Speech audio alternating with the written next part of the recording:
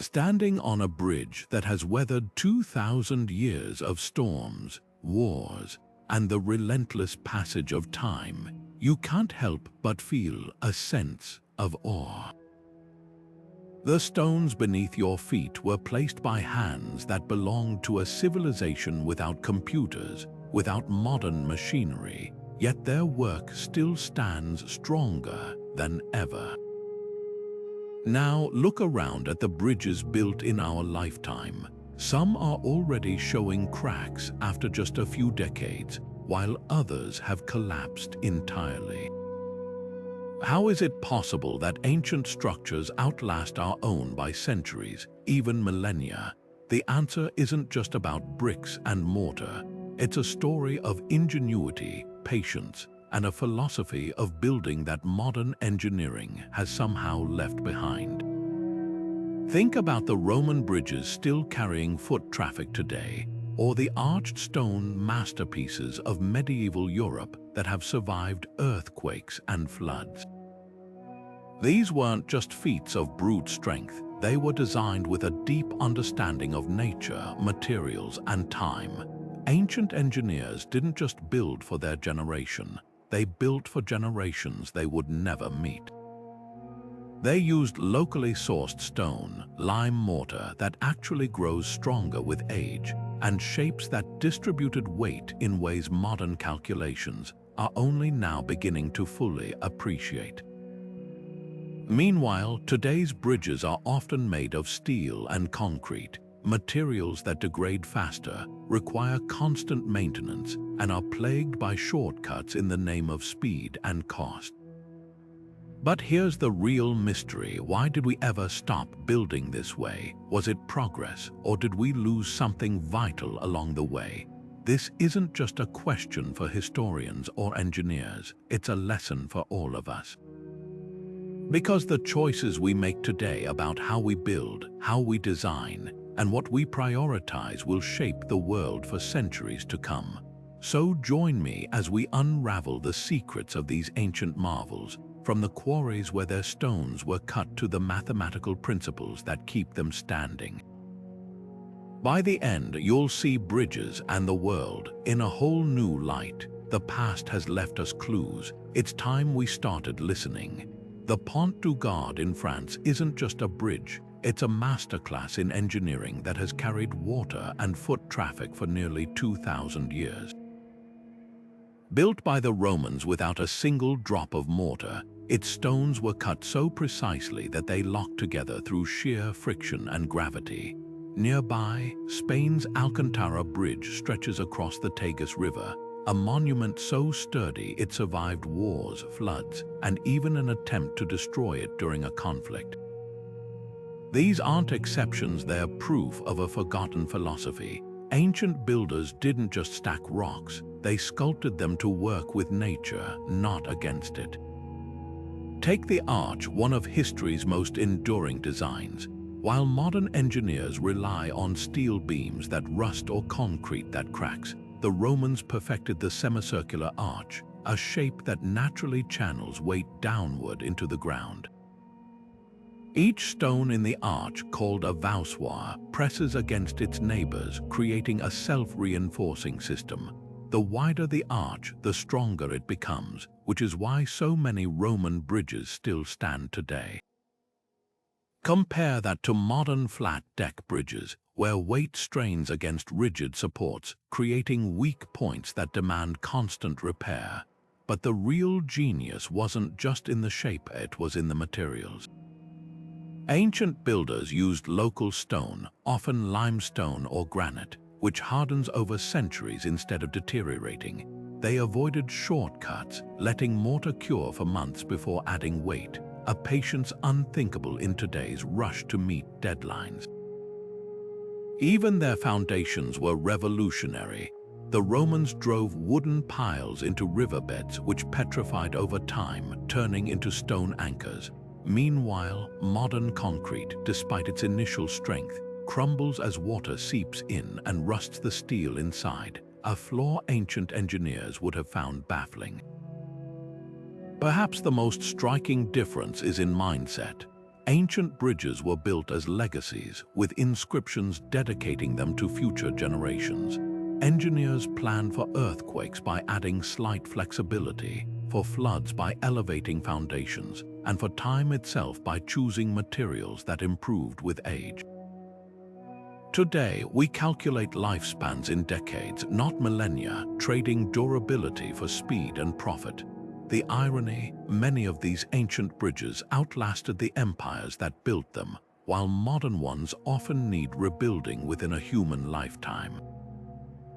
So what changed? The Industrial Revolution brought incredible advances, but it also shifted priorities. Mass production favored materials that were quick to assemble, not necessarily long-lasting. Budgets and politics often trumped craftsmanship, and the idea of building something to last 1,000 years became quaint, even impractical. Yet as we face crumbling infrastructure and soaring repair costs, maybe it's time to ask, were the ancients the real futurists all along? Their bridges whisper a lesson we've forgotten, that true progress isn't just about moving fast, but about building to endure. Modern bridges stand as testaments to human ingenuity, soaring suspension cables, sleek steel frames, and vast spans that would leave ancient engineers speechless. Yet beneath their impressive facades lies an uncomfortable truth. Many are built with expiration dates. The I-35W bridge in Minneapolis collapsed during evening rush hour in 2007, sending cars and concrete plunging into the Mississippi River. 13 lives were lost in seconds, not because of an earthquake or wartime bombing, but due to a design flaw in a bridge just 40 years old. Half a world away, Italy's Morandi Bridge crumbled in 2018, killing 43 people. Investigators later found corroded cables and neglected maintenance failures unthinkable in ancient structures that bore far heavier loads for millennia. What's startling isn't just these disasters, but how common their underlying causes are. Modern engineering can calculate stress loads to the millimeter, yet time and again, bridges fail due to preventable issues. Brittle high-strength concrete that cracks under pressure, steel reinforcements that rust from within, or weight distribution systems that leave no margin for error. Ancient builders worked with nature's imperfections, designing arches that flexed slightly during earthquakes or foundations that settled gradually over centuries. Today's bridges, optimized for efficiency, often lack this built-in resilience. A single weakened joint or corroded cable can trigger catastrophic failure, a fragility ancient engineers would have found baffling. But blaming materials alone misses the bigger picture. The real difference lies in priorities. Roman engineers worked with near-limitless timelines, constructing the Alcantara Bridge over a decade and boasting in its inscription that it would last for eternity. Modern projects, constrained by budgets and political cycles, often race to meet deadlines. Concrete is poured before it fully cures. Cheaper but less durable materials replace robust alternatives, and maintenance is deferred until tragedy strikes. The result, a bridge built in 1970 might be rated structurally deficient by 1990, patched repeatedly until it's demolished 50 years later. A blink of an eye compared to the Pantheon's 2,000-year legacy. Perhaps the most telling contrast is in failure rates. Of the 600,000 bridges in the United States alone, over 45,000 are classified as structurally deficient. Many are younger than their caretakers, aging faster than the humans who maintain them. Meanwhile, the Romans left behind thousands of bridges, with over 300 still standing strong today. This isn't just about ancient versus modern techniques, it's a question of philosophy. Are we building to last or building to replace? The concrete and steel we rely on today could theoretically last centuries with proper care, yet we've created systems where shortcuts and neglect make early failure inevitable. The irony is that we know how to build better. Some modern engineers are reviving ancient wisdom, like using lime-based mortars that self-heal tiny cracks or designing arches that distribute weight more naturally. In Japan, researchers study Roman concrete seawater resistance to improve coastal bridges. But these methods compete against an industry addicted to speed and low upfront costs, a system where a bridge's true price tag, spread over centuries of repairs, is rarely calculated. The ancients built with the humility of knowing they wouldn't live to see their work's final test. Today, we build like we'll never have to face it. Stone doesn't rust. It doesn't fatigue, and unlike modern steel, it doesn't secretly weaken from the inside out. That's the quiet brilliance of ancient bridge materials. They weren't just strong, they were timeless. Walk up to a 2,000-year-old Roman bridge, and you'll find the same granite blocks that were hoisted into place centuries ago. Their surfaces smoothed by wind and rain, but their structure unbroken. That's because stone does something remarkable. It adapts. Over centuries, tiny shifts in the masonry actually help redistribute weight, like a puzzle settling into place. Even the mortar between stones made from lime and volcanic ash undergoes a chemical transformation called carbonation, where it absorbs carbon dioxide from the air and hardens into a material nearly as strong as the stone itself. Now contrast that with steel. It's incredibly strong when first forged, but it carries a hidden vulnerability: water. One tiny crack in the protective coating, one unseen scratch, and moisture seeps in, triggering rust that gnaws at the metal from within. Engineers call it concrete cancer, when steel reinforcements inside modern bridges rust and expand, splitting the concrete apart from the inside. And unlike stone, which can bear small cracks indefinitely, steel's strength plummets once corrosion takes hold. The tragic collapse of Minnesota's I-35W bridge was traced back to gusset plate steel connectors just half an inch thick that had been quietly thinning from rust for years until they finally snapped. Concrete, the other pillar of modern construction, has its own Achilles heel. While Roman concrete mixed with volcanic ash could solidify underwater and last millennia, today's Portland cement is riddled with microscopic pores. Water infiltrates these spaces, freezing and thawing over seasons, slowly fracturing the material. Worse, the chemical reactions inside modern concrete never stop. Alkali-silica reaction, a slow-motion disaster, causes the material to swell and crack over decades, a flaw ancient builders avoided by using natural pozzolans that stabilized their mixtures. But here's where it gets interesting. Some engineers aren't just studying ancient materials, they're reviving them. In Italy, researchers are replicating Roman concrete recipes to repair crumbling seawalls, amazed by how the mixture actually heals itself when seawater reacts with its volcanic ash. In France, restorers use lime mortar to patch medieval bridges, knowing it will fuse with the original stone instead of trapping moisture like modern cement. Hybrid designs are emerging too, like bridges with stone piers supporting carbon fiber decks, blending ancient durability with modern lightness. The lesson isn't that we should abandon steel and concrete entirely. They allow spans and heights the Romans never dreamed of. But perhaps we've swung too far toward speed and scale at the cost of longevity. Ancient builders treated materials as living partners in their designs, choosing stones that would weather beautifully and mortars that would grow stronger. Today, we often treat them as disposable, counting on repairs and replacements. Maybe it's time to ask, are we building bridges or just borrowing them from the future?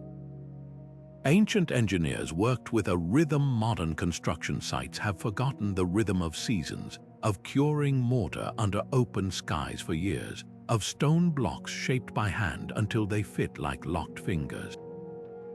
When Hadrian commissioned the Alcantara Bridge, his engineers didn't receive a deadline. They received a mandate: build it to stand forever. The inscription they carved wasn't just pride, it was a contract with the future. Today, a contractor might face penalties for missing a completion date by weeks, let alone decades. That difference in tempo isn't just about speed, it's about how we define success. Consider the materials. Ancient builders selected stones from local quarries, studying each one's grain and weathering properties before placing it. Lime mortar wasn't just mixed, it was aged, sometimes for years, allowing chemical reactions to strengthen it naturally. Modern concrete, by contrast, is often poured within hours of mixing, with additives speeding up curing at the cost of long-term resilience. The Pantheon's dome, still the world's largest unreinforced concrete structure after 2,000 years, used lightweight volcanic rock at its peak to reduce stress. Today, we'd likely use steel reinforcements, a solution that solves immediate weight issues, but introduces corrosion risks future generations will inherit. The financial calculus has flipped too. Roman engineers didn't balance spreadsheets of upfront costs versus maintenance over 50 years. They assumed their bridges would outlast empires. Modern projects, constrained by budgets and political cycles, often choose cheaper materials that demand costly repairs. The Golden Gate Bridge, an icon of modern engineering, requires full-time painters to constantly combat rust, a maintenance burden unimaginable to the builders of the Pont du Gard, whose bare stone has needed no such care. Perhaps most revealing is how each era treats failure. When a Roman arch collapsed during construction, engineers saw it as nature's feedback, a lesson in humility. They dismantle and rebuild, sometimes altering entire designs mid-project. Modern failures like the Genoa Bridge collapse often reveal a pattern: warnings ignored, inspections deferred, and repairs underfunded until catastrophe strikes. The ancients built redundancy into their designs: extra arches, thicker piers, knowing future caretakers might not be as diligent. We build to minimum tolerances, gambling that someone else will handle the consequences. Yet there are flickers of change. The Millau Viaduct in France, a modern marvel, took nearly a decade to complete, an eternity by today's standards. Its engineers studied medieval bridges to understand how stone piers withstand wind forces. In the Netherlands, a new generation of self-healing concrete mimics Roman recipes, using bacteria to seal cracks. These aren't just technical fixes, they're philosophical shifts. A quiet return to the idea that bridges should earn their place in the landscape, not just occupy it. The real question isn't whether we can build like the ancients, it's whether we're willing to value time as they did, to measure progress not in deadlines met, but in centuries served. The arch isn't just a shape, it's a silent revolution in stone, a curve that turns gravity into an ally. Picture the weight of 100 carts crossing a bridge. On a flat span, that force pulls straight down, straining every beam.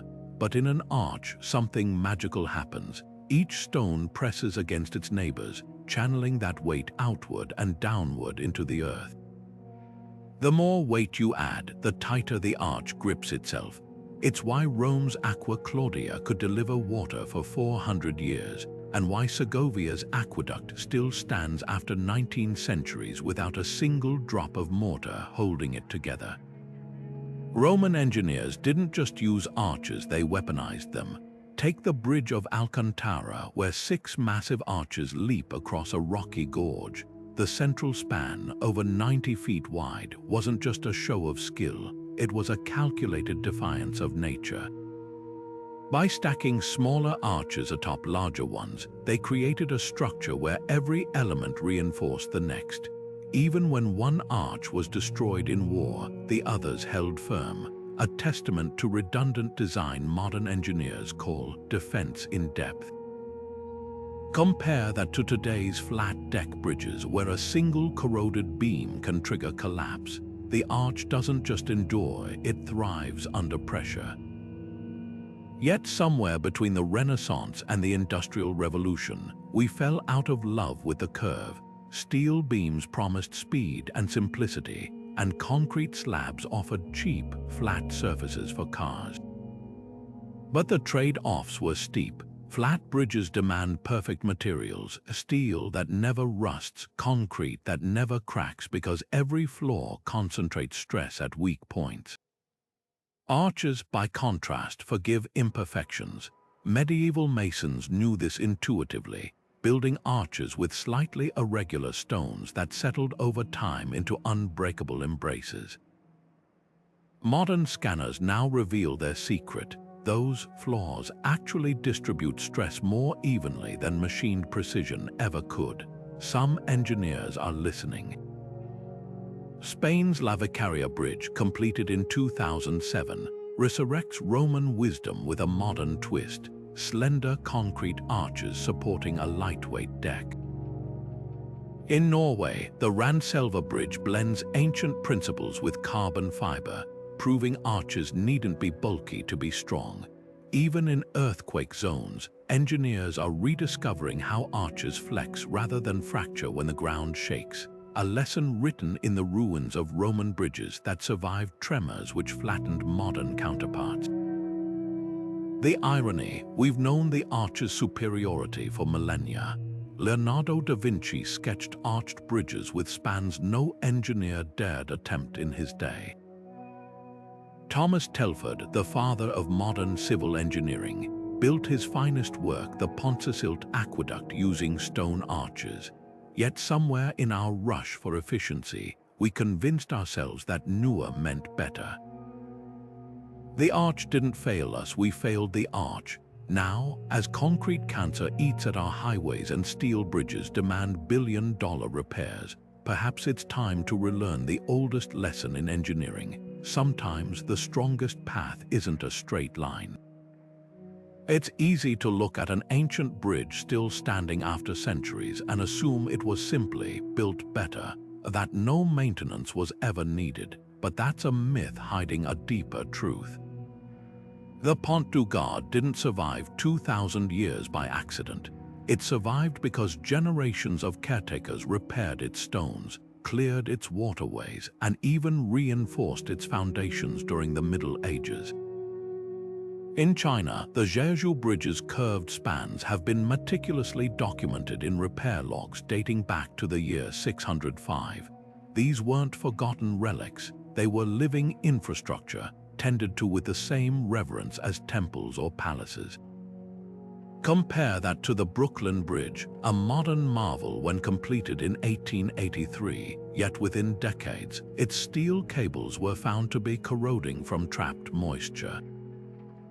Repairs were delayed for years due to funding disputes, a pattern repeating today with 1 in 3 American bridges needing critical maintenance. The difference isn't just about materials or engineering, it's about culture. Ancient Rome had entire guilds dedicated to bridge upkeep, funded by taxes and staffed by artisans who saw their work as sacred. Today, maintenance crews battle red tape and shrinking budgets, patching potholes while long-term repairs languish on waiting lists. The secret to ancient longevity wasn't just initial craftsmanship, it was systems designed for care. Roman bridges included features like inspection chambers beneath arches, accessible only by removable stones, allowing caretakers to monitor wear without dismantling the structure. Medieval masons left behind quarry marks on bridge stones, not just signatures, but instructions for future repairs, specifying which quarry replacements should come from to ensure material compatibility. This was engineering with foresight, treating maintenance as part of the blueprint rather than an afterthought. Modern engineering often treats upkeep like a tax, unavoidable but resented. Sensors embedded in today's bridges can detect cracks before they're visible, yet cities routinely ignore alerts until emergencies force action. The collapse of Genoa's Morandi Bridge revealed inspection reports buried in bureaucracy for years, warnings about corroded cables dismissed as not urgent. Ancient builders would have been baffled by this short-sightedness. Their bridges carried inscriptions naming the engineers responsible, not for glory but accountability. If a span failed, their legacy was literally set in stone. There are glimmers of change. Japan's bridge monks continue a 1,200-year tradition of maintaining the Kintai Bridge, replacing its wooden arches every 50 years in a ceremony blending engineering and ritual. In Switzerland, engineers are reviving Roman techniques by designing modern bridges with removable components for easier repairs.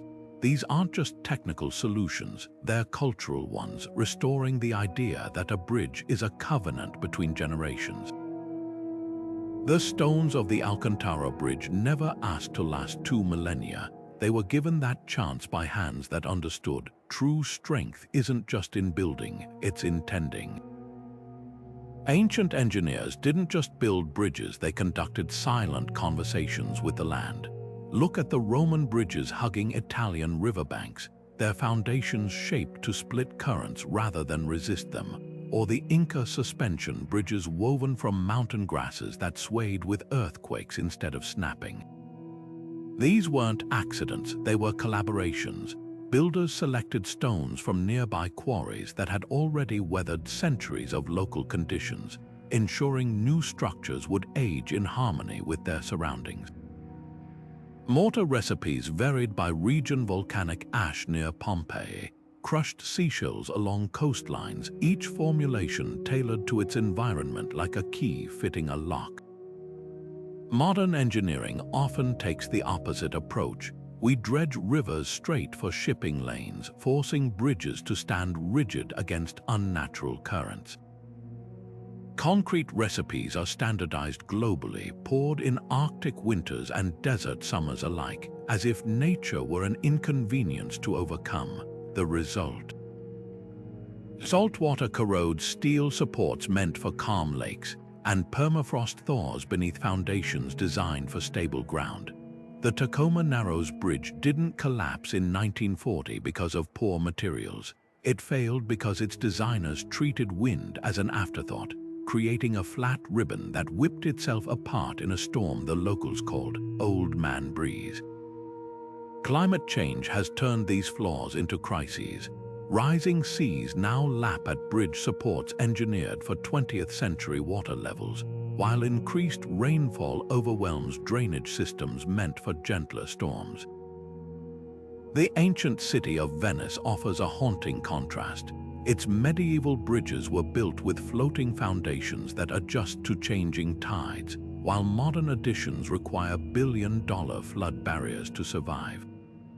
In Peru, 500-year-old Inca rope bridges still cross gorges that have swallowed modern steel ones during landslides because the ancient designs expected the mountains to move. Some engineers are finally listening to these old lessons. Norway's coastal bridges now use hollow concrete piers that let waves pass through rather than batter against solid walls, a concept borrowed from Roman breakwaters. In flood-prone Bangladesh, new bridges elevate their approaches on earth mounds just as Angkor Wat's builders did 800 years ago, creating spill zones for monsoon waters. Even high-tech solutions like self-healing concrete mimic ancient practices. Roman seawater concrete used a similar chemical process to repair cracks, something we're only now relearning. The most profound difference may be philosophical. Ancient builders saw rivers as teachers, designing arches to accommodate seasonal floods they knew would come.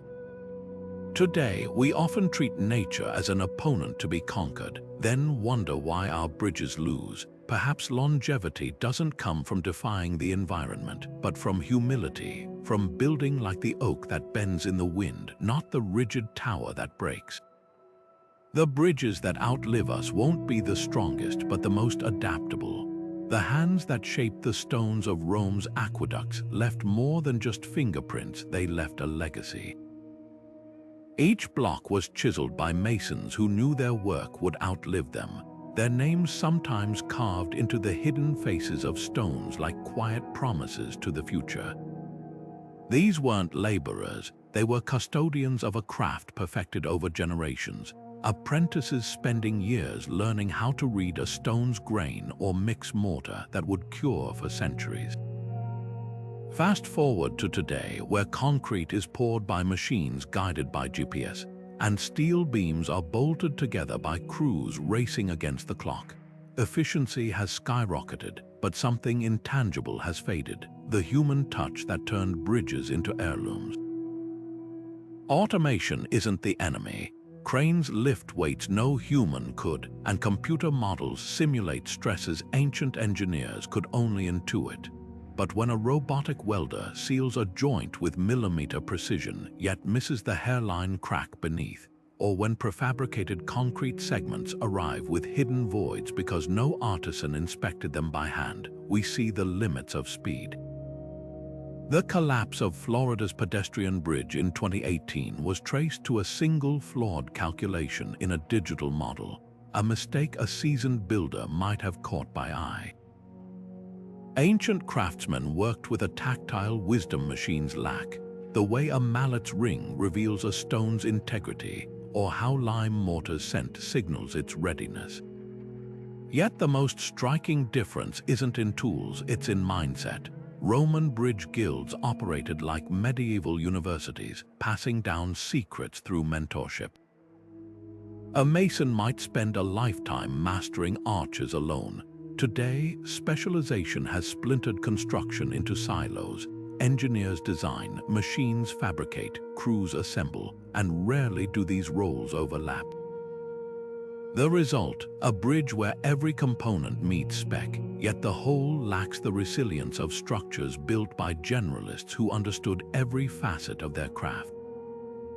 The Pont St. Martin in Italy, still standing after 2,000 years, bears tool marks that show how its builders adjusted angles mid-construction, adapting to the stone's natural flaws, a flexibility lost in today's rigid assembly lines.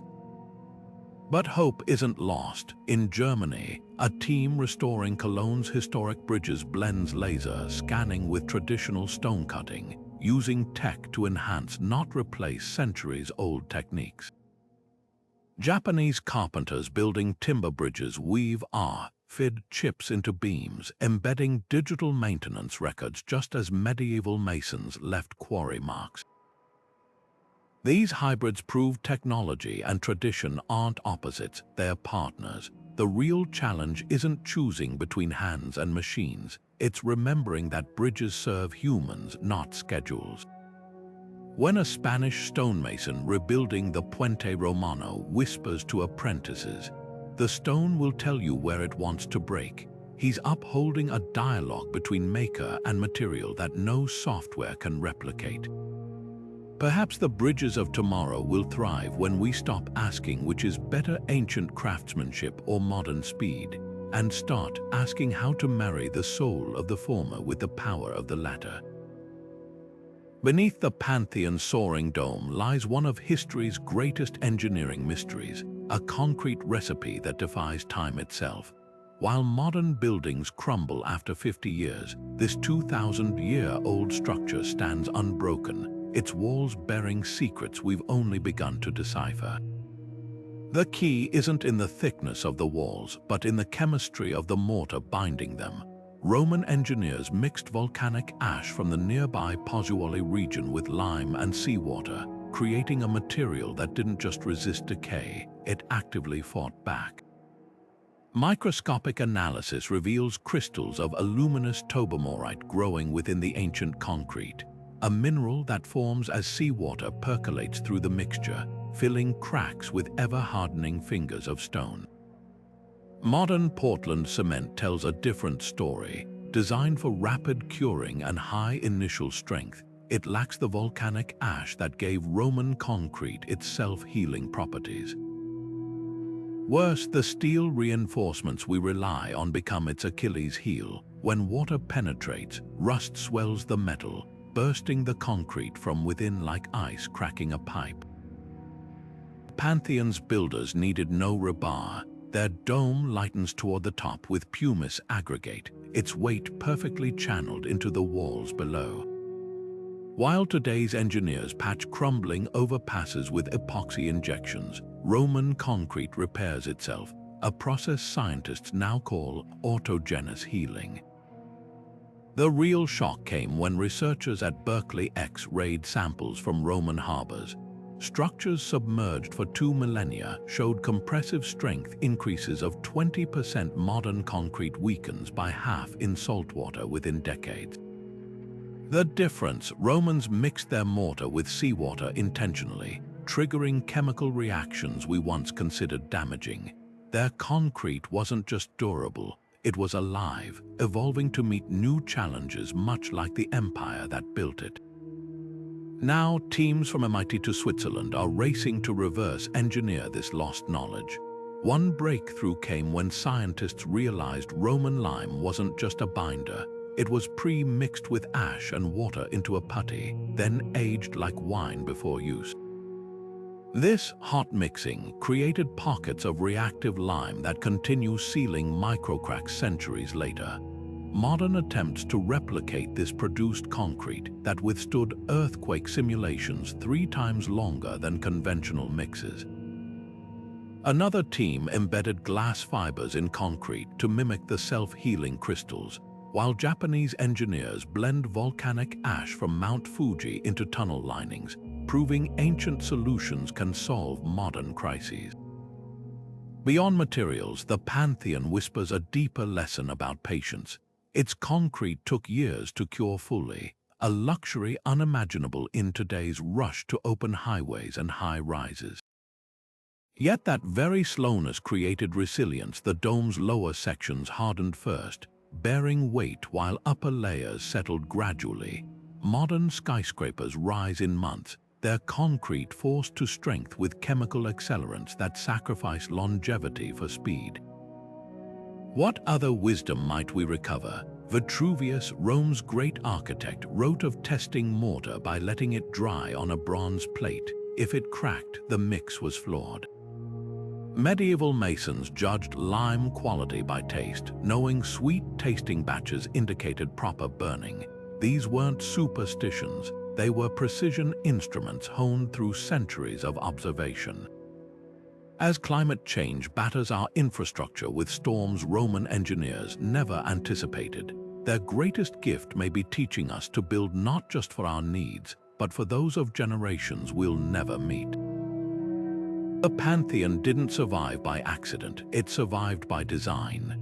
Trajan's bridge stretched across the Danube like a stone serpent, its wooden arches trembling under the weight of 15,000 Roman soldiers marching in perfect unison.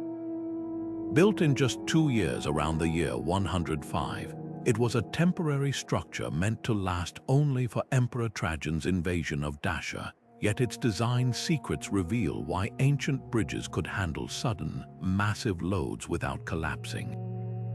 The key wasn't overbuilding, it was smart building. Roman engineers used wooden piles driven deep into the riverbed, not just to support weight but to flex with it. When soldiers marched, the bridge absorbed their rhythm like a living thing, distributing each footfall across dozens of arches instead of concentrating stress on single points. Compare that to Minnesota's I-35W bridge, which failed in 2007 under static traffic, not because it lacked strength, but because its rigid design couldn't adapt when one critical joint gave way. Ancient bridges faced loads just as extreme as modern ones, just different. The Jeju Bridge in China has borne everything from Mongol cavalry charges to floodwaters carrying boulders the size of oxen. Its secret, a segmented arch design that lets individual stones shift slightly under pressure, then settle back into place. Modern engineers call this elastic deformation, but 7th century builders achieved it by carving stones with slight curves, creating arches that tighten under load rather than crack. Meanwhile, today's highway bridges groan under 18-wheelers that weigh 20 times more than a Roman supply cart, yet many are designed with thinner margins, counting on perfect materials and maintenance to avoid failure. Temperature swings reveal another vulnerability. The Alcantara Bridge endures scorching Spanish summers and freezing winters without a single expansion joint. Its stone simply expands and contracts at a pace the whole structure can handle.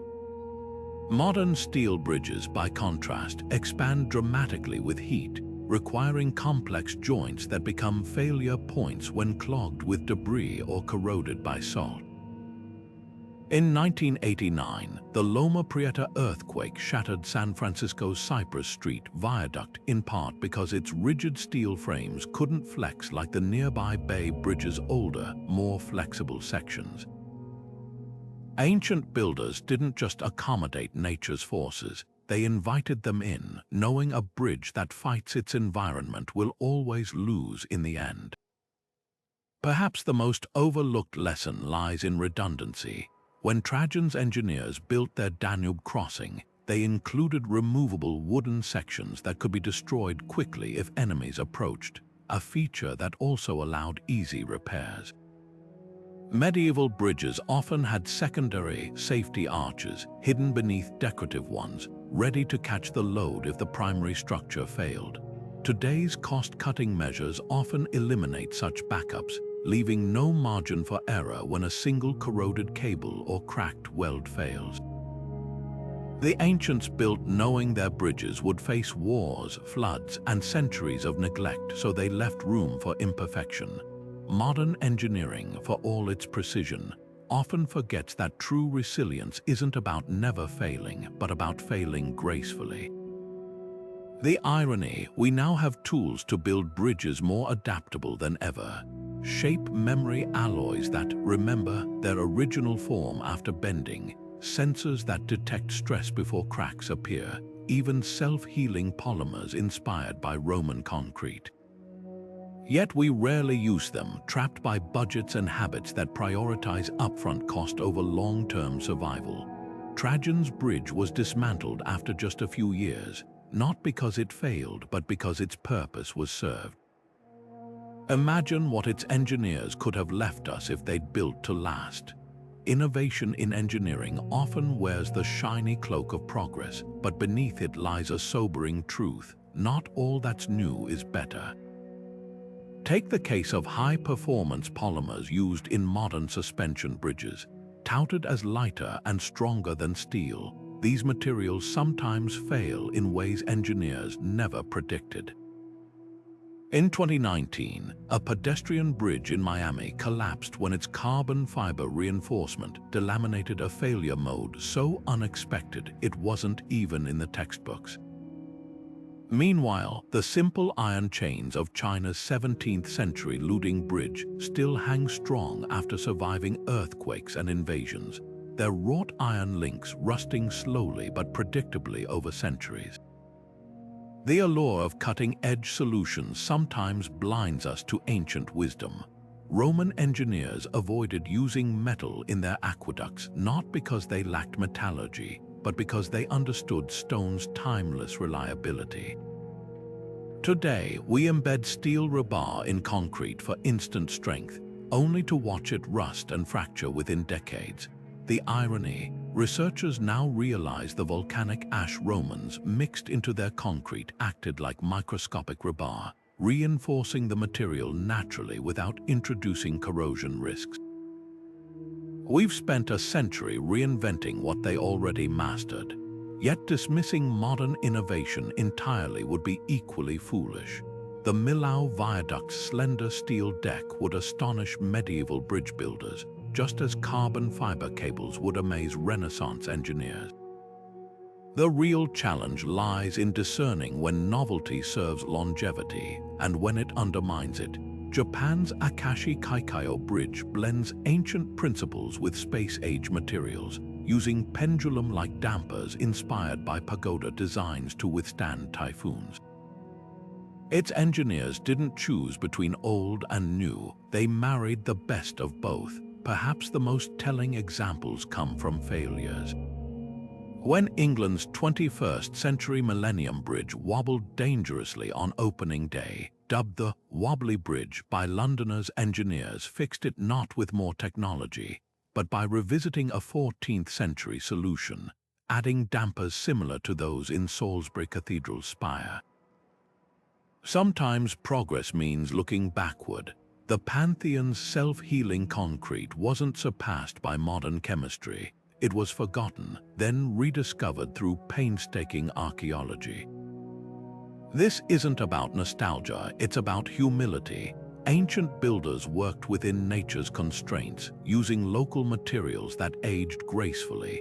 Modern engineering often tries to defy those constraints, creating structures that fight their environment rather than collaborate with it. The bridges that will stand for millennia won't be those that shout the loudest about innovation, but those that whisper the secrets of balance between tradition and invention, between human ambition and nature's patience. After all, the Pont du Gard wasn't built by Luddites. It was built by innovators who measured progress not in years but in centuries. Crossing a Roman bridge wasn't just about getting to the other side. It was an act of communion with empire, artistry, and the divine. The Alcantara Bridge bears an inscription honoring Emperor Trajan, not tucked away on a plaque, but carved into the very stones travelers would touch as they passed. Medieval bridges like Prague's Charles Bridge became open-air galleries, lined with statues of saints who watched over merchants and pilgrims alike. These weren't mere crossings, they were stages where daily life intertwined with legacy. A Florentine wool merchant stepping onto the Pont Vecchio didn't just see a path over the Arno. He walked atop a masterpiece that declared his city's wealth and taste to the world. Modern engineering has inverted this relationship, where ancient bridges wore their symbolism proudly, decorated with triumphal arches, guardian lions, or celestial alignments. Today's highways vanish into the background, their concrete anonymity making them easy to ignore. The Golden Gate Bridge is a rare exception, its Art Deco towers and scarlet hue turning it into a global icon. But most 21st century bridges blend into the gray blur of infrastructure, valued for throughput rather than beauty.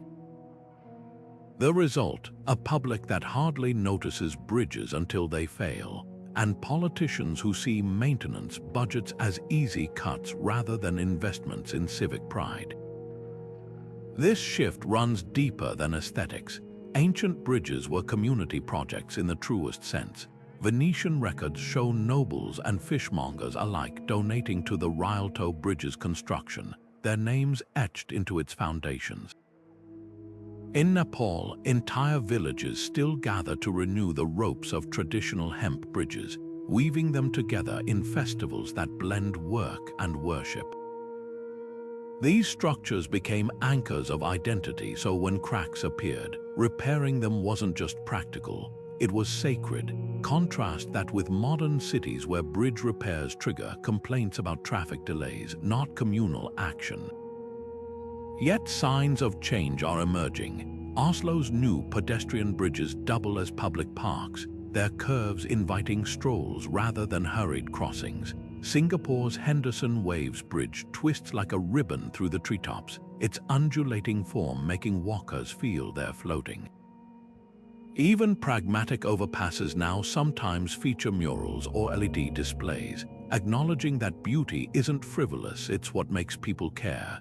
The most telling example might be Boston's Zachem Bridge, where illuminated towers echo the nearby Bunker Hill Monument, consciously tying modern infrastructure to historic memory. Perhaps the solution isn't just building prettier bridges, but rebuilding our relationship with them. Japan's tradition of Hashi no Hai Bridge Day sees communities gather to clean and celebrate their crossings, from ancient stone spans to modern steel ones. In Paris, the annual Paris Plages festival temporarily transforms riverbank roads into beaches, but always leaves the bridges open as gathering spots, their railings strung with love locks and poetry. These rituals remind us that bridges are more than steel and concrete. They're the stitches holding our shared spaces together. The ancients didn't preserve their bridges because they lasted because they were preserved. Every repaired crack in the Pont Neuf, every fresh coat of paint on Florence's covered bridges, was an act of love as much as maintenance.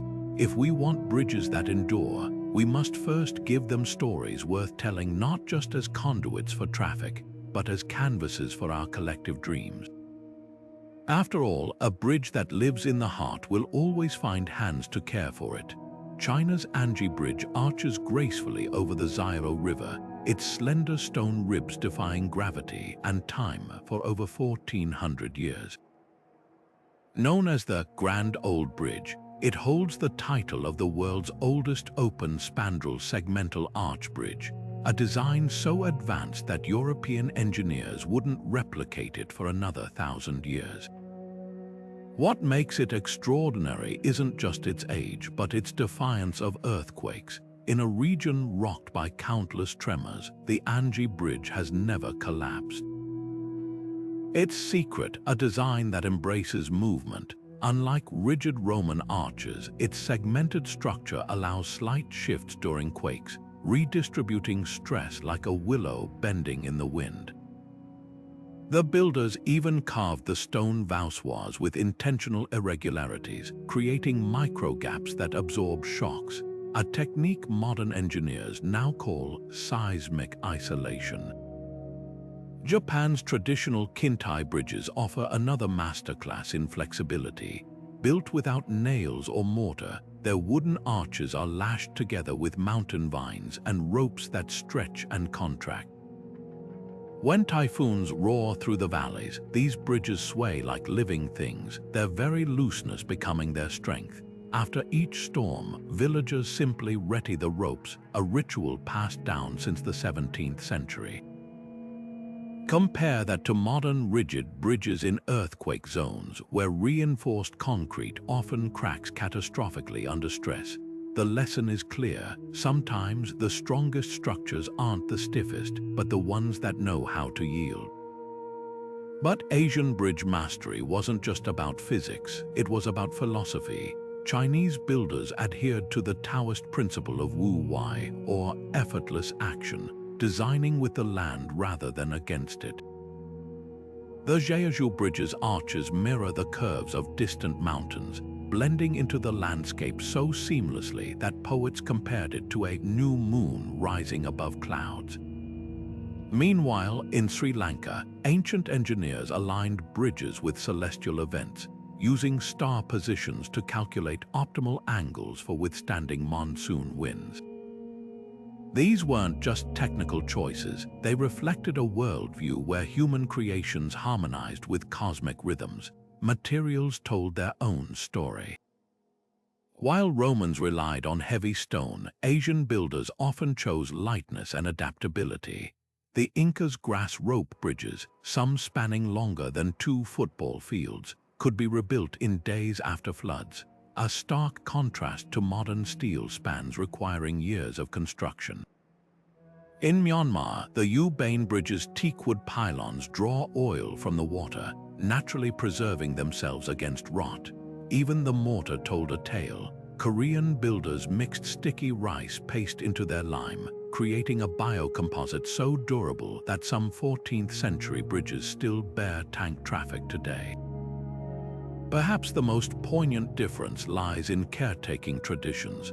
While Roman bridges had maintenance guilds, Asian cultures elevated upkeep to an art. In Japan, the bridge monks of Iwakuni have renewed the Kintai's ropes every 50 years like clockwork since 1673.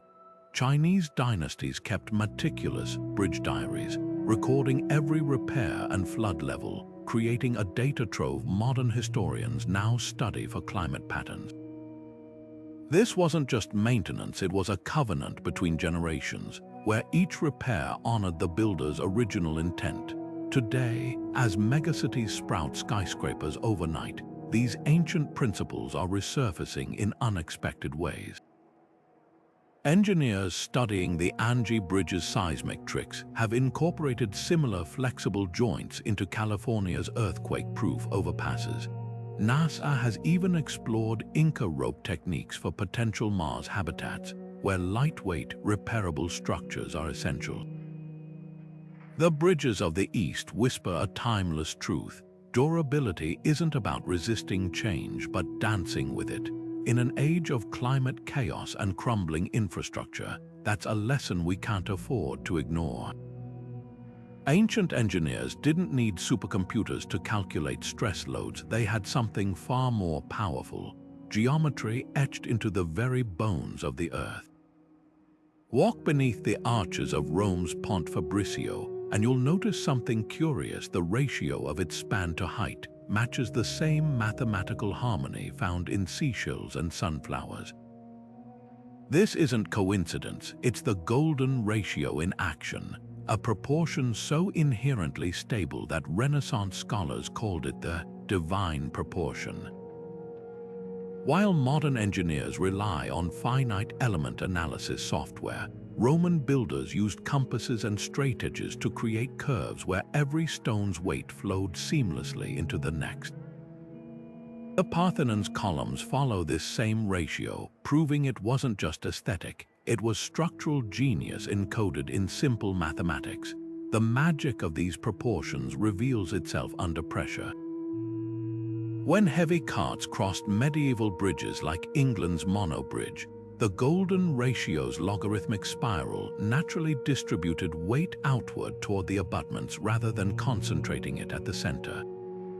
Modern reconstructions show that altering these proportions by just 5% can triple stress points, a revelation that's forced engineers to revisit centuries-old sketchbooks. In Turkey, the Justinian Bridge's precisely calculated arches withstand earthquakes because their curvature matches the natural load paths of stone, a principle Byzantine builders derived not from equations, but from observing how cracks form in rock faces. Yet somewhere between slide rules and supercomputers, we began overcomplicating. The Tacoma Narrows Bridge disaster famously proved that advanced calculations alone can't guarantee stability. The bridge's designers missed the aerodynamic flutter that tore it apart because their models oversimplified wind interactions. Meanwhile, Inca suspension bridges woven from grass ropes survived Andean gales for centuries because their builders understood something modern software struggles with: flexibility needs no decimal points.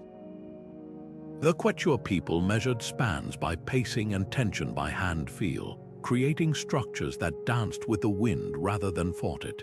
This isn't to dismiss modern engineering. Finite element analysis saves lives by predicting failures we couldn't foresee before.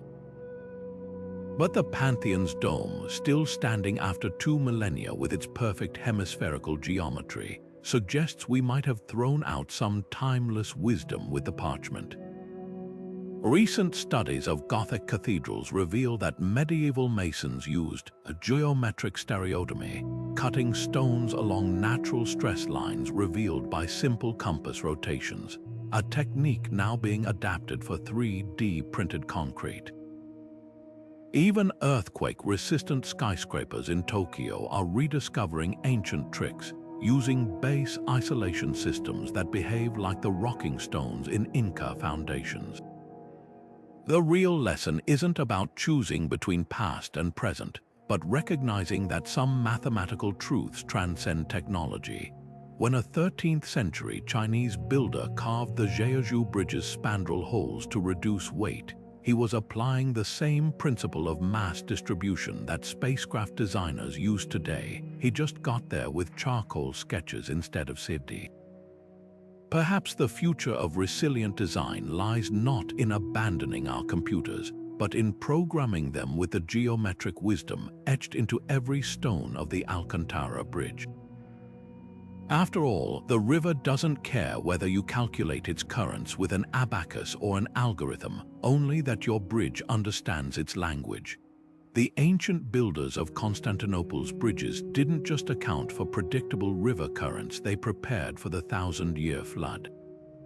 Their piers stood twice as thick as strictly necessary, their arches soared higher than any recorded waterline, and their foundations reached depths that seemed excessive until earthquakes proved them right.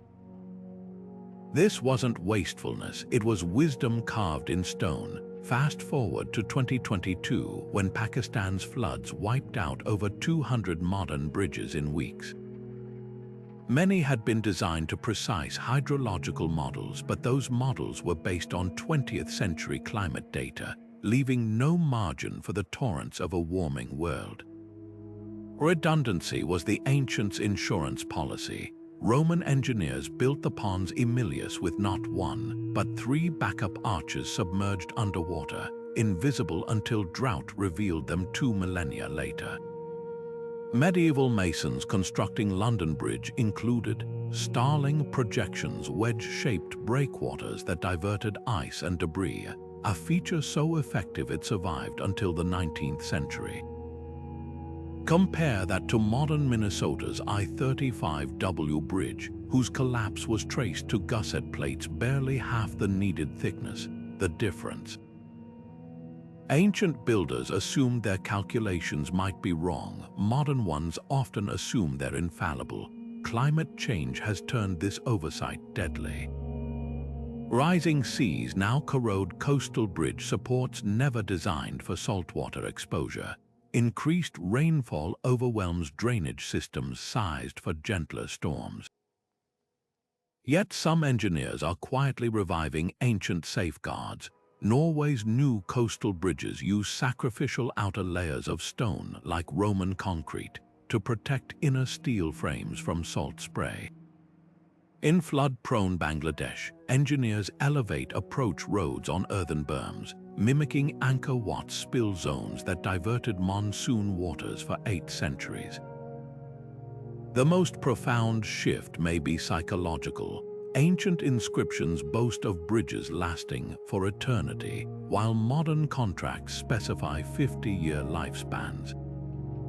When Venice's 17th century Pont de Triarchi needed repairs, artisans replicated original techniques so precisely the new stone blends seamlessly with the old. Meanwhile, Texas's Houston Ship Channel Bridge required billion-dollar repairs just 15 years post-construction due to unexpected corrosion, a flaw Roman seawater concrete would have resisted. Perhaps we've mistaken efficiency for progress. The Jeju Bridge's extra spandrel openings seemed unnecessary until floodwaters roared through them instead of against the structure. Japan's earthquake-resistant Kintai bridges sway where modern rigid ones snap. As weather extremes rewrite engineering rulebooks, the past offers a compass, not a blueprint for resilience. After all, the Pont du Gard wasn't built to code, it was built to endure, and in an age of climate chaos, that distinction matters more than ever. The Pantheon took 10 years to complete under Emperor Hadrian's patronage, a blink in the timeline of an empire that measured its legacy in centuries. Contrast that with modern construction sites, where cranes move to the rhythm of quarterly earnings reports and election cycles. Ancient engineers answered to pharaohs and popes who saw infrastructure as eternal testaments to their rule. Today's project managers juggle spreadsheets calculating the net present value of every delayed day. This shift from monuments to margins explains why a Roman bridge might take a decade, while a modern highway overpass races toward completion in 18 months. Speed isn't inherently the enemy. The Industrial Revolution brought miracles of efficiency that lifted billions from poverty. But when the London Millennium Bridge's architects slashed testing phases to meet a Millennium Eve deadline, its infamous wobble became a cautionary tale. Similarly, China's 21st century bridge boom saw some structures collapse within years as rushed concrete failed to cure properly. The Romans would have found this baffling. Their lime mortar required months of aging before use, a process builders respected because their patrons valued permanence over headlines. Yet some modern projects are rediscovering patience's value. Norway's slow-built coastal bridges use locally quarried stone for piers, accepting longer timelines to avoid shipping cheaper, less durable materials. Japan's Kumano Kodo footbridges are handcrafted by artisans on 5-year schedules, blending traditional joinery with seismic sensors. These hybrids prove efficiency and longevity aren't mutually exclusive. They just require redefining what progress means. The deepest conflict lies in accountability timelines. Medieval masons signed their arches knowing their grandchildren might face the consequences of poor work. Modern contractors often dissolve corporations after project completion, insulating themselves from long-term liability. Perhaps the solution isn't returning to royal decrees, but reshaping incentives like Amsterdam's contracts that pay bonuses for infrastructure still standing decades later, or Chile's requirement that engineers personally certify maintenance plans for 30 years post-construction. Ancient builders worked with a luxury we've forgotten, time as an ally rather than an adversary. When the Ming Dynasty restored the Jeju Bridge, artisans spent years matching replacement stones to the original quarry's grain. Today, such care seems extravagant until you realize that bridge has needed just 9 major repairs in 14 centuries. The real innovation may lie not in building faster, but in building wiser, recognizing that the true cost of a bridge isn't measured in concrete poured, but in generations served. Ancient engineers didn't just dig holes and fill them with rocks, they treated foundations like sacred rituals. When the Romans built the Pons Aemilius, they didn't rush to pour concrete. First, they drove wooden piles deep into the Tiber's muddy bed, then waited as the river's currents deposited silt around them, naturally reinforcing the structure over years. Only then did they layer volcanic ash and lime, creating a base so solid it still stands 22 centuries later. Compare that to modern shortcuts, soil tests skip to meet deadlines, shallow footings that shift with seasonal groundwater changes, or prefabricated piers slammed into place without regard for the living earth beneath them. The difference isn't just in technique, it's in respect for the ground itself. Take the medieval builders of France's Pont d'Avignon. They faced a nightmare scenario, a shifting riverbed of loose sand and gravel. Their solution, a foundation of sunken oak rafts weighted with stones, a floating base that adjusted to the river's whims instead of fighting them. For added insurance, they angled the bridge's piers like a ship's prow to split currents, a trick modern engineers only rediscovered after studying why so many straight-walled bridges crumble during floods. Today, we'd likely just pour thicker concrete, ignoring the water's voice entirely. The consequences of rushing foundations are written in cracked asphalt and twisted steel. Mexico City's elevated highways, built on the soft lakebed of ancient Tenochtitlan, sink inches every year as pumps drain groundwater beneath them. In China, the sudden collapse of the Yongmington Bridge was traced to shallow piles that couldn't handle freeze-thaw cycles. A problem Song dynasty engineers solved 900 years ago by embedding foundations below the frost line. Even the Leaning Tower of Pisa, often cited as a failure, proves ancient wisdom. Its gradual tilt stopped once the clay beneath compacted evenly, while modern towers on rushed foundations sometimes lean catastrophically within decades. But here's the hopeful twist. Some engineers are listening to the old masters. Norway's new coastal bridges use biocementation, injecting bacteria to strengthen soil naturally, a process mimicking how Roman seawater concrete petrified wooden piles. In earthquake-prone Chile, builders resurrect the Inca practice of laying foundations on beds of rounded stones, which roll during tremors to absorb shock. Most radically, Dutch engineers now design living foundations with sensors that monitor soil moisture in real time, adapting maintenance schedules to the Earth's rhythms rather than bureaucratic calendars. The ancients knew something we've forgotten. A bridge isn't just what you see above the water. It's a conversation with the earth, one that demands patience. When Byzantine engineers inscribed, "I have anchored my soul to the rock," on Constantinople's bridges, they weren't being poetic, they were stating a fact.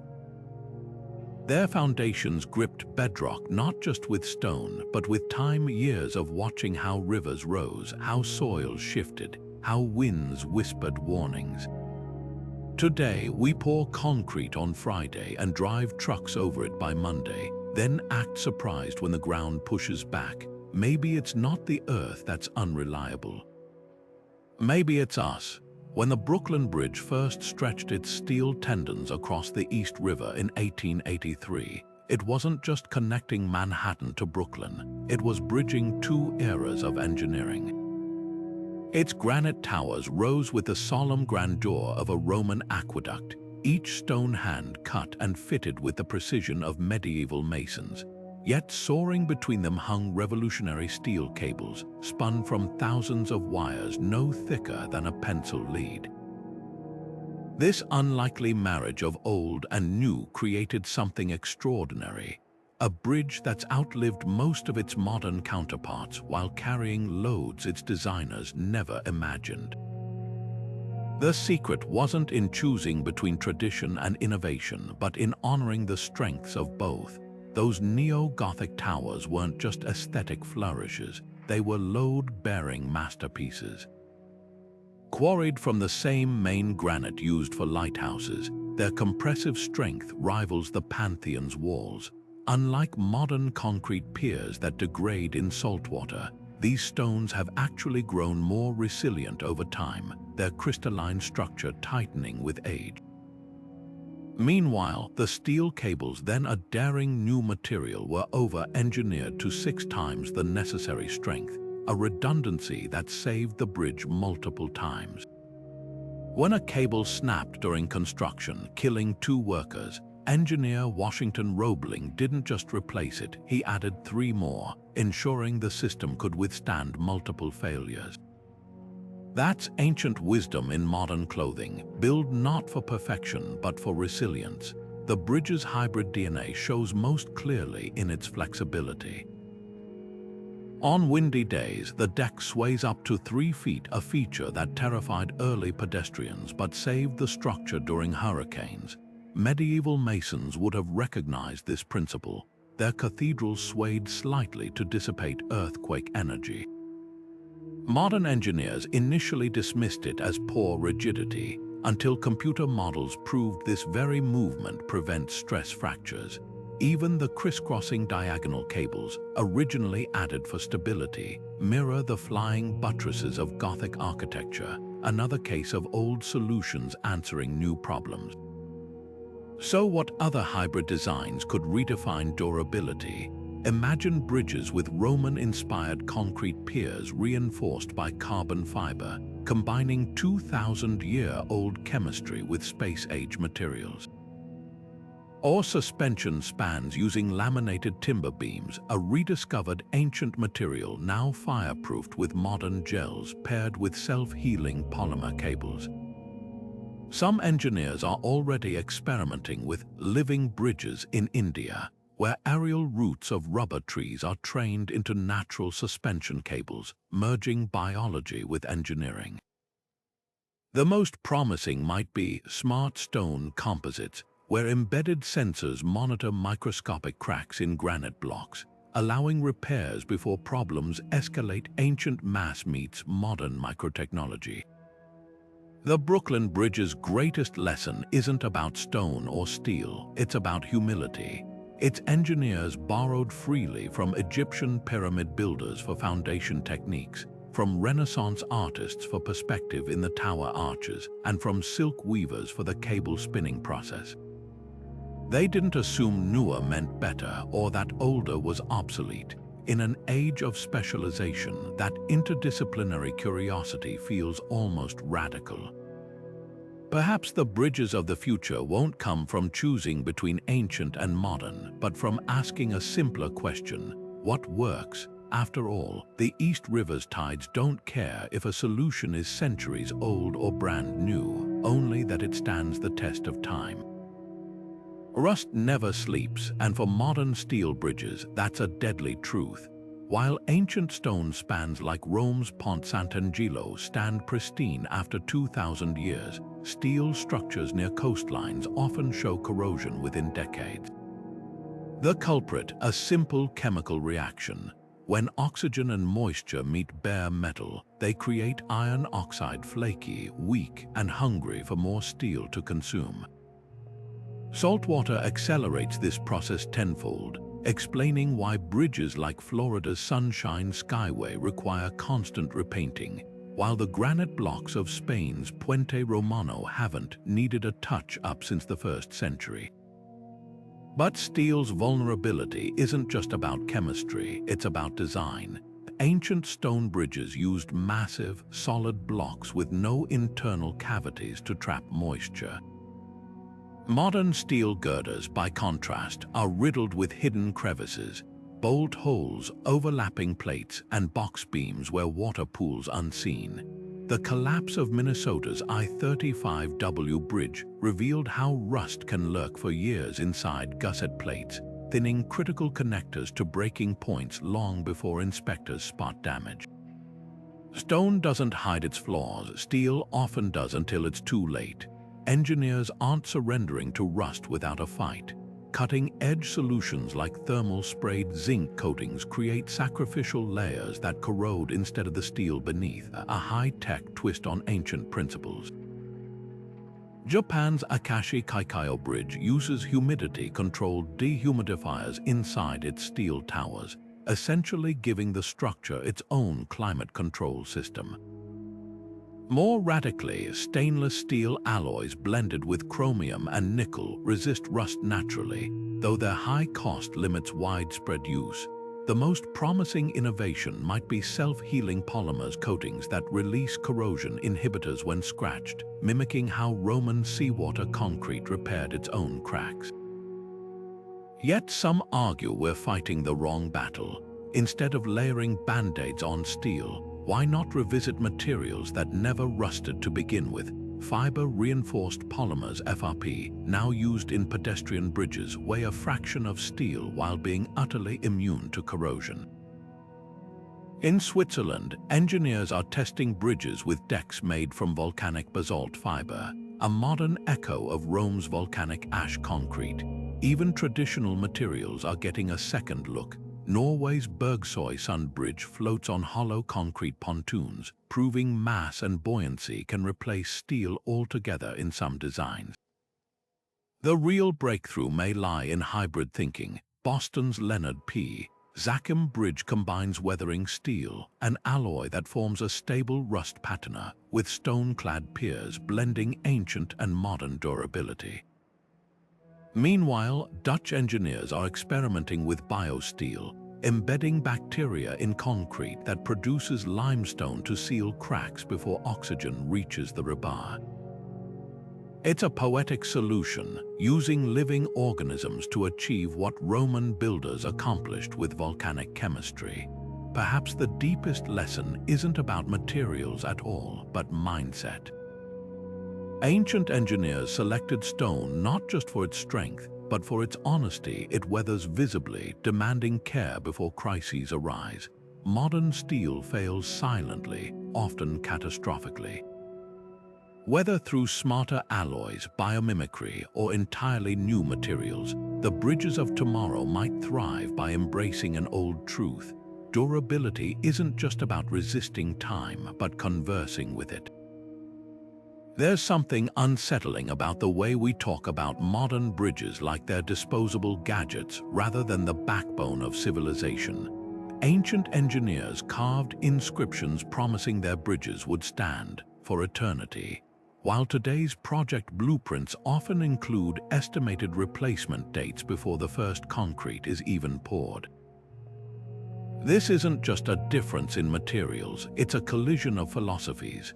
The Romans built the Alcantara Bridge to outlast empires, its engineers so confident they etched a warning into the stone. "I built this bridge to remain forever." Meanwhile, inspections of America's infrastructure routinely declare bridges past their service life before they reach 50, a blink in the lifespan of the humblest medieval span. Planned obsolescence isn't just a buzzword from the tech industry, it's seeped into how we build our world. Construction firms profit from a cycle of decay and repair, where flimsier materials guarantee steady contracts. Consider the difference between Roman lime mortar and modern Portland cement. The former gains strength over centuries as it slowly absorbs carbon dioxide, while the latter begins degrading the moment it's exposed to rainwater. One was designed to become part of the landscape, the other was engineered to need replacement. The financial incentives are perverse. A bridge that lasts 200 years might put 3 generations of a construction dynasty out of work. Yet the cost of this short-sightedness falls on everyone else. When Minnesota's I-35W bridge collapsed, the human tragedy was compounded by an economic one: emergency repairs, traffic rerouting, and lawsuits totaled over $100 million. Contrast that with the Pont du Gard, which hasn't needed major restoration in 17 centuries despite bearing heavier loads than its original aqueduct function required. Ancient societies understood that infrastructure isn't an expense, it's a covenant. Taxes paid for repairs to Constantinople's bridges just as they funded bread for the poor, because both were seen as public goods. Today, maintenance budgets are the first items slashed during fiscal crises, guaranteeing costlier disasters later. Shifting this mindset starts with redefining value. Norway's new coastal bridges use granite from the same quarries that supplied Viking ship anchors, with contracts that reward engineers for longevity, not just speed. In Japan, the Hojo family has maintained the same wooden bridges for 20 generations, treating each repair as a sacred trust rather than a billable hour. Even small changes like requiring transparency in maintenance costs over a bridge's first century could realign incentives. Imagine if contractors profited more from structures that required less upkeep, not more. The most hopeful sign might be in the unlikeliest places: Silicon Valley. Tech entrepreneurs obsessed with disruption are now studying Roman concrete recipes, realizing that true innovation sometimes means rediscovering what worked all along. The Pantheon's dome didn't survive by accident. It was designed to collaborate with time, not fight it. If we want bridges that our great-grandchildren will admire rather than fear, we'll need to relearn that patience isn't inefficiency. It's the ultimate competitive advantage. Walk across the Ponte Vecchio in Florence today, and you'll tread on stones smoothed by generations of butchers, goldsmiths, and lovers who have called this bridge home since the 14th century. Its shops aren't just built onto the bridge, they are the bridge, their foundations fused with the arches beneath. This wasn't some bureaucratic infrastructure project. It was a living, breathing extension of the community itself. When floods threatened, merchants mobilized to reinforce the piers. When fire broke out, neighbors formed bucket brigades without waiting for official permits. Contrast that with today's steel and concrete overpasses, where the only interaction most people have is cursing the traffic beneath them. Ancient bridges thrived because they were woven into the fabric of daily life. In Nepal, entire villages still gather to renew the ropes of their hemp bridges during festivals that blend work and celebration.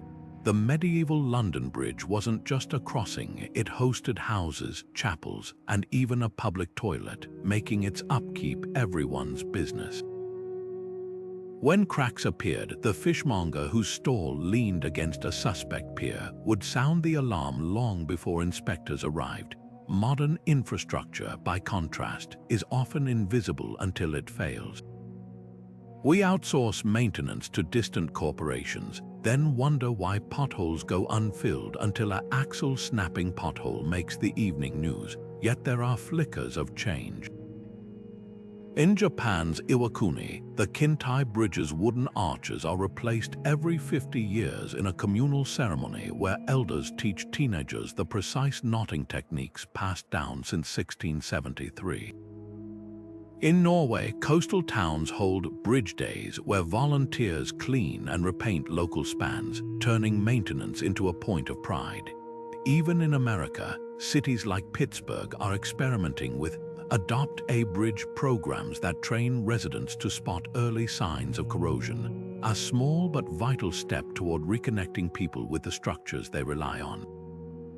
The benefits go beyond practicality. Psychologists studying the IKEA effect know that when people invest labor into something, they value it more deeply. Ancient bridges weren't just maintained, they were cherished because generations had skin in the game. The Rialto Bridge's reconstruction in 16th century Venice was funded not by taxes, but by donations from nobles and gondoliers alike. Their names etched into the stones as permanent reminders that great infrastructure belongs to everyone. Today, when a corporation wins a bridge contract, the profit margins are scrutinized more closely than the craftsmanship. Grassroots involvement could solve one of modern engineering's most perverse incentives: the fact that no construction firm profits from building a bridge that never needs repairs. Imagine if communities held bake sales to fund extra thick concrete piers, or if school kids monitored vibration sensors as science projects. The Jeju Bridge's caretakers kept meticulous diaries noting every flood level and crack for 14 centuries, not because they were paid to, but because they knew their grandchildren would need those records. That's the kind of ownership we've lost. Some argue that modern bridges are too complex for community care, but the truth is more unsettling. We've been conditioned to see infrastructure as someone else's problem. The Inca didn't need engineering degrees to maintain their rope bridges. They needed collective will. When a storm damaged a span, every household contributed fibers to rebuild it, turning necessity into social ritual. Our challenge isn't technical, it's cultural. The next time you cross a bridge, ask yourself, if this were your family's name carved into the cornerstone, would you let the rust go unchecked? The ancients built bridges to unite people in every sense. Maybe it's time we started building that way again. Soaring over France's Tarn Valley like a silver thread, the Millau Viaduct doesn't just defy gravity, it defies expectations. This modern marvel carries drivers 800 feet above the river below, its slender pylons and delicate deck making it appear almost weightless. Yet hidden within its elegance lies a secret. Engineers deliberately studied medieval bridges to unlock ancient principles of durability. The result: a structure designed to last at least 120 years, a blink compared to Roman spans, but a lifetime for modern infrastructure. What makes the Millau different isn't just cutting-edge materials, but something far more radical: the willingness to slow down. Every decision in its construction prioritized longevity over speed. The concrete piers contain titanium dioxide, a self-cleaning additive that prevents staining and erosion, a nod to how Roman builders used volcanic ash to protect their structures. The steel deck was prefabricated in sections with millimeter precision, then painstakingly inched into place over months, avoiding the stress fractures that plague rushed assemblies. Even the foundation work echoed ancient techniques. Engineers drilled piles deep into the valley's limestone, mirroring how Roman builders sought bedrock rather than settling for superficial stability. This wasn't just engineering, it was archaeology in reverse, rediscovering forgotten disciplines of patience. The real breakthrough was in the viaduct's relationship with its environment. While most modern bridges fight the wind with brute strength, The Millau's aerodynamically tapered deck lets breezes slip through harmlessly, an idea borrowed from the flexible wooden bridges of feudal Japan. Its 7 pylons stand slightly askew, calibrated to absorb thermal expansion without transferring stress to the deck, much like the leaning columns of Greece's ancient temples. Even the materials tell a story of harmony. Local quarries supplied the aggregate, ensuring the concrete would age at the same rate as the surrounding cliffs, avoiding differential weathering that plagues imported materials. Yet the most telling detail might be the budget. At nearly 400 million euros, the Millau cost 3 times more per mile than a conventional highway bridge. Critics called it extravagant until maintenance reports showed it needed 60% fewer repairs than comparable spans in its first decade. This math reveals an uncomfortable truth: we've been measuring cost all wrong. Ancient societies viewed bridge expenses as one-time investments amortized over centuries. We tally upfront checks while ignoring the mounting bills for patching subpar structures. The Millau proves that spending more initially can mean spending less forever. What stops others from following this blueprint? Partly habit, partly perverse incentives. Construction firms often win bids by offering the lowest initial cost, not the longest lifespan. Politicians favor ribbon-cutting ceremonies over maintenance budgets. Even engineering schools emphasize rapid calculations over the slow craftsmanship that built the cathedrals inspiring the Millau's design. But bridges like this hint at a shift. Norway's coastal highways now use granite from Viking-era quarries, and Dutch engineers are reviving Roman techniques for self-healing concrete. The Millau stands as a challenge. If we can build one bridge to last, why not all of them? Perhaps the answer lies in the viaduct's most poetic feature, its slight upward curve, making the road seem to float into the clouds. It's a visual metaphor for ambition, yes, but also for perspective. Ancient engineers looked at rivers and saw partners. We too often see obstacles. The Millau reminds us that infrastructure isn't just about crossing gaps, it's about honoring the future on the other side. Government budgets today operate on election cycles, not generational timelines, a stark contrast to Emperor Hadrian commissioning the Alcantara Bridge with an inscription boasting it would last for eternity. Modern politicians face pressure to deliver visible projects before their terms end, leading to bridges designed for 50-year lifespans rather than 500. The ancient world had no environmental impact reports or public comment periods, but it also lacked the perverse incentives that prioritize ribbon-cutting ceremonies over lasting quality. When Rome's Pons Fabricius needed repairs, the Senate allocated funds without debate, not as discretionary spending, but as sacred duty. Today, maintenance backlogs balloon while new projects break ground, because fresh concrete makes better photo ops than patching potholes. Yet some nations are rewriting this script. Switzerland's Century Bridge program ties infrastructure funding to proven 100-year durability, with bonuses for designs exceeding benchmarks. Japan's construction laws now require multi-generational impact studies, forcing engineers to account for climate change and seismic shifts beyond current models. Even in the U.S., states like Colorado have introduced legacy clauses for infrastructure contracts, penalizing firms whose bridges require major repairs within 75 years. These policies aren't just about materials, they're about resetting expectations. Ancient Roman contractors knew shoddy work meant exile or execution. Today's worst consequence is often a reduced profit margin. The most promising shift may be financial. Medieval Venice funded bridge repairs through a dedicated salt tax, ensuring stable income streams immune to political whims. Modern equivalents are emerging. Norway's sovereign wealth fund allocates a fixed percentage of oil revenues to infrastructure maintenance, while Singapore's resilience bonds let citizens invest directly in durable projects. These models recognize what the ancients knew, that perpetual care requires perpetual funding. The Pont du Gard didn't survive 17 centuries because its builders were flawless, but because generations of caretakers treated upkeep as non-negotiable.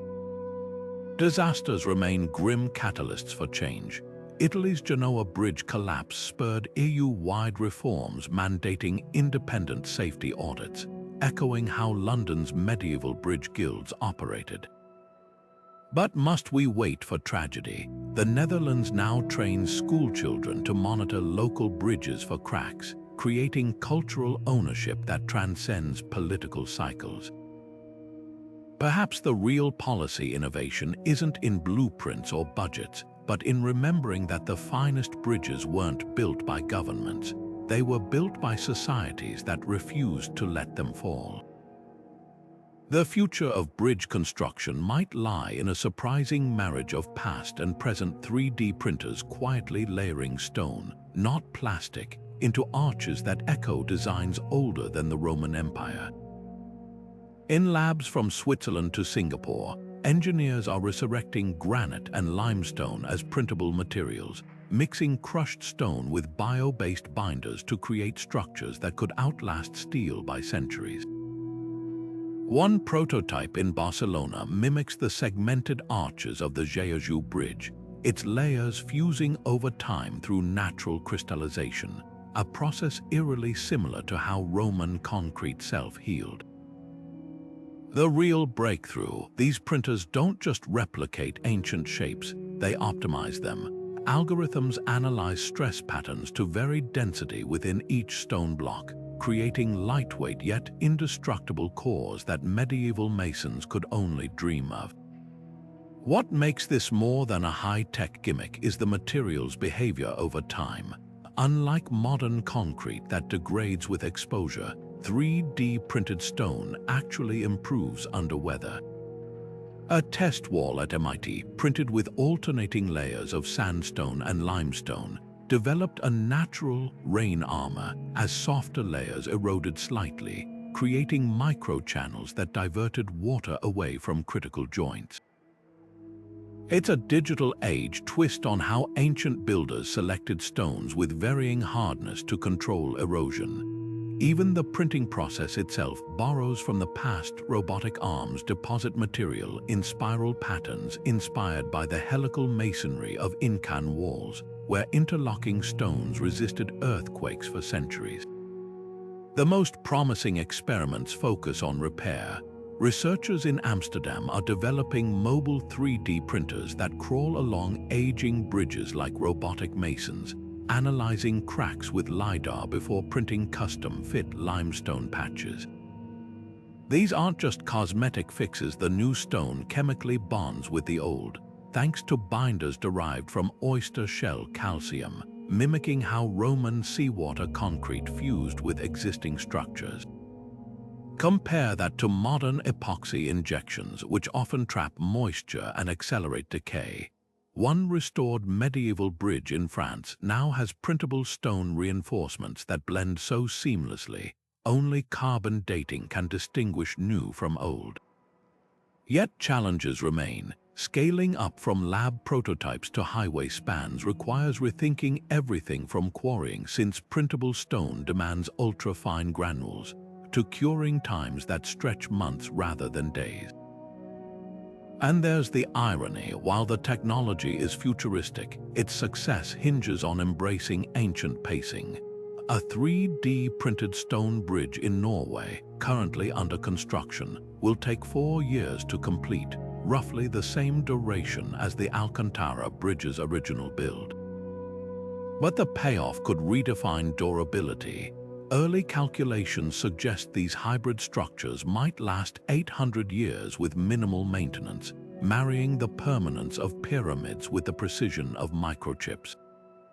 Perhaps the most poetic aspect is how this tech bridges eras. The same algorithms optimizing stone placement also decode millennia-old construction manuals, revealing geometric secrets lost when we switch to steel. In a workshop in Florence, a printer recreates a dismantled Etruscan arch, not as a museum piece, but as a stress test model for new designs. The past isn't being copied, it's being consulted. After centuries of chasing faster, cheaper builds, we're finally asking the right question. What if bridges were built to outlive their builders again? The answer might come from machines speaking the language of mountains. Standing at the crossroads of history and progress, the story of bridges becomes more than a tale of engineering. It's a mirror reflecting what we value as a civilization. The Romans didn't just leave us arches of stone, they left a challenge etched into the Alcantara Bridge's inscription. "I built this to last forever." Those words weren't arrogance, they were responsibility. Today, we've traded that ambition for expediency, swapping the patience of limestone curing for the rush of quick-drying concrete. But here's the hopeful twist: we're not doomed to repeat these mistakes. From Norway's granite-clad viaducts to Japan's self-healing polymers, a quiet revolution is brewing, one that marries space-age materials with time-tested principles. The difference between a bridge that endures and one that decays isn't just about budgets or blueprints, it's about mindset. Ancient builders saw themselves as links in a chain stretching generations. We often see projects as entries on a quarterly report. Yet examples like the Millau Viaduct prove that when we choose to build with legacy in mind, modern engineering can create marvels that rival the Pantheon's longevity. The secret isn't abandoning steel for stone, but rediscovering the humility to learn from both. Those medieval masons who adjusted their arches mid-construction based on a stone's grain understood something we're just relearning. True resilience comes from collaboration with nature, not domination. So what does this mean for the bridges of tomorrow? Imagine suspension cables woven from carbon nanotubes stronger than steel yet immune to rust, paired with piers of Roman-inspired self-healing concrete. Picture communities adopting bridges as living heirlooms, with school children monitoring sensors and artisans training apprentices in traditional stonework alongside robotic arms. The tools have changed, but the essence remains. A great bridge isn't just a crossing, but a covenant. As you drive over your local overpass or pause on a historic stone span, consider this. Every civilization is judged by what it builds, but remembered by what it preserves. The choice isn't between past and future, it's between fragility and endurance. Let's build like we're planting oaks, not arranging cut flowers, because the best bridges don't just connect places, they connect eras. If this journey across time has resonated with you, join the conversation below. Which bridge from history inspires you most, and what lessons should we carry forward?